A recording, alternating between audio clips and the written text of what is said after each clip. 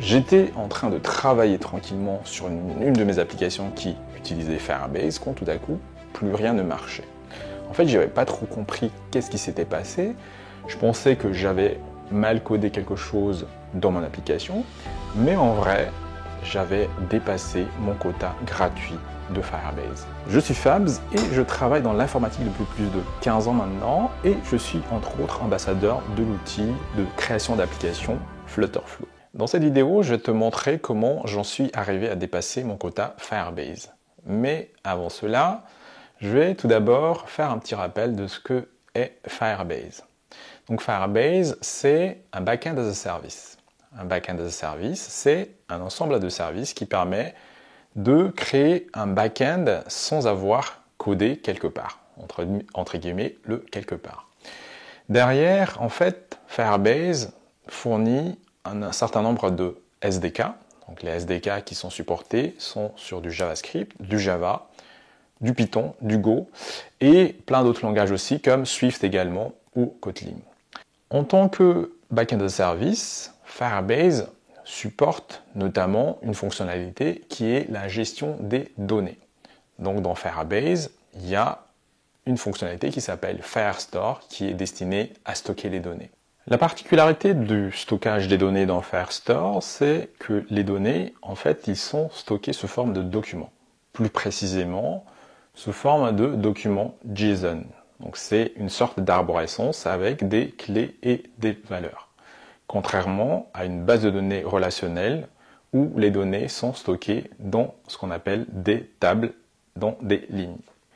Justement, par rapport à ce stockage-là, dans Firebase, il y a une limitation en termes de lecture, en termes d'écriture et en termes de suppression.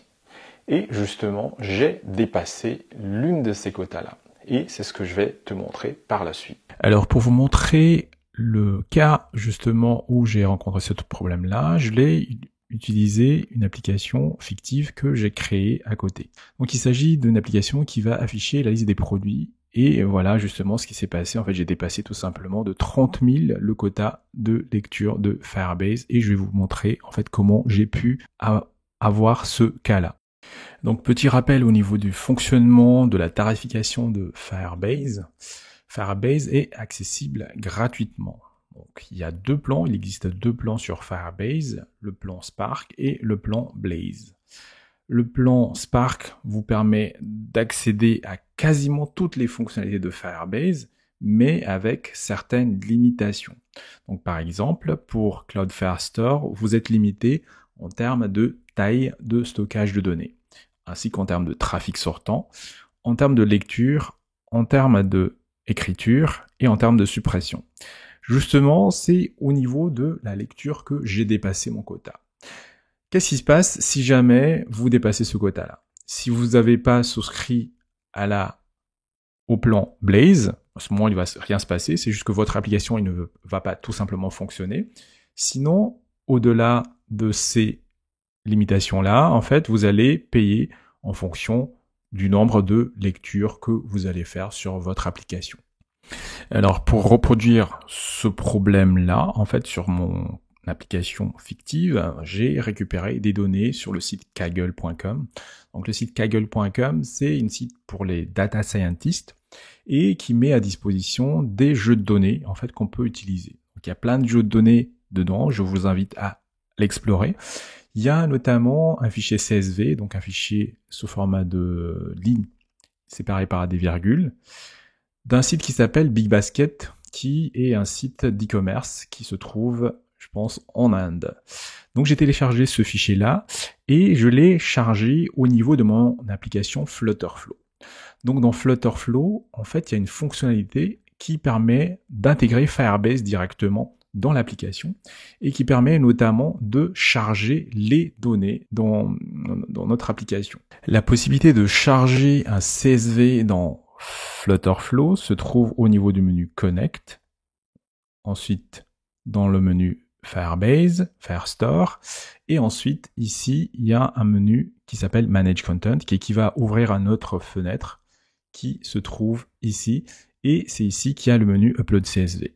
Donc j'ai uploadé en fait ce fichier-là dans Flutterflow. qui est constitué de 6269 entrées. Donc, une fois que j'ai chargé le contenu dans Flutterflow, je me suis mis à faire des tests. Et en fait, quand je teste ici, donc là, comme tu le vois, il n'y a pas de lecture, il n'y a pas d'écriture. Ah si, il y a quand même une lecture. Mais ça date de tout de suite, 7500. En fait, parce que ce qui se passe dans Flutterflow, j'ai chargé d'un coup, en fait, tous les fichiers. Donc à chaque fois que je rafraîchis, ce chiffre-là, il va redoubler parce qu'il y a un appel à Flutterflow. En fait, ce qui se passe, et cette problématique-là, il peut arriver même si tu n'utilises pas Flutterflow, mais d'autres langages, c'est que quand tu fais une requête sur Firebase, si tu demandes la recherche de tous les documents d'une collection, et ben du coup, ça va être compté comme étant une lecture. Donc il faudra, quand tu vas concevoir ta base, le concevoir en fait en fonction de l'affichage. C'est surtout au niveau de l'affichage de tes écrans qu'il faudra bien réfléchir à ce que derrière en fait ça implique pas le chargement de toutes les données dans la base Firestore, parce que c'est là que ça peut impacter ta consommation en termes de quota Firebase.